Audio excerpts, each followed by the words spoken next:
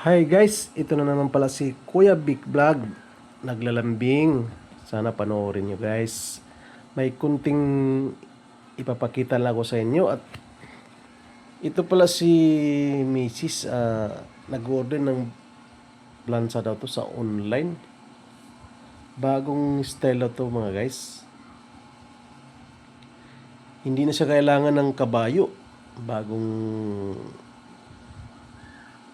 ano na to, bagong style at pinapakita dun sa mga videos. Maganda siya guys, makikita mo okay at titingnan natin kung legit ba talaga to guys.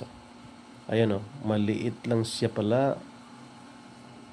Ayan, maliit lang siya, pero hindi na pala siya kailangan na ilalagay mo sa plantsahan talaga na nakakuan. Kahit nakasabit lang siya guys, basta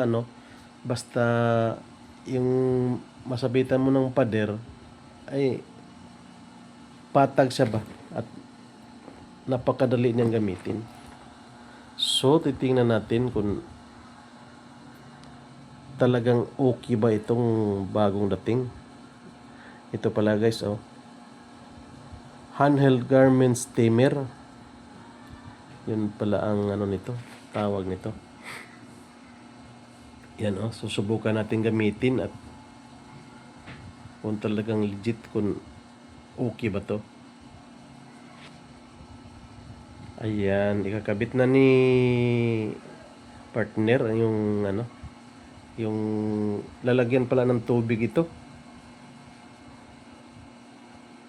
Kailangan pala siya ng tubig para may magpapalambot sa damit. Kahit mo lang, kunting pahid-pahid mo lang. Siya. Talagang parang planchado na rin. So, ating masusubukan yan kung talagang mapaplantsa ba itong damit na sinasabi nila. Napaka-simple daw gamitin ito. Ayan guys, ating masusubukan kung talagang magagamit. Yun pala, inano natin yung plancha.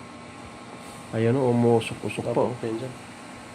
Bumubugas siya ng medyo mainit siya na para yun ang yan ang dadaan pag dumaan sa damit, pumapatag siya guys. Ayun kitang-kita naman ang ebidensya mga guys. Kahit nadadaanan lang siya, talagang parang pinaplansa na rin. Kung madalian lang na pagpaplansa, na hindi mo na kailangan na ilalagay mo sa yung tinatawag lang kabayo mga guys. Ayan, ihagod mo lang siya, maganda naman. Sa tingin ko legit naman sa halagang tama lang mga guys. Pwede na rin. Ayun, kitang-kita naman mga guys. Talagang nawawala rin mga kulubot niya mga guys. Yun.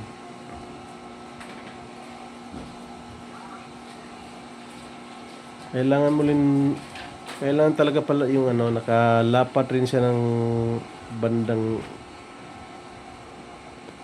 likod niya para maganda rin ang niya, daan. Kasi pag itong ganito lang nakasabit na hindi siya para mahirap, kailangan mo pang hilain din. Itutuwid.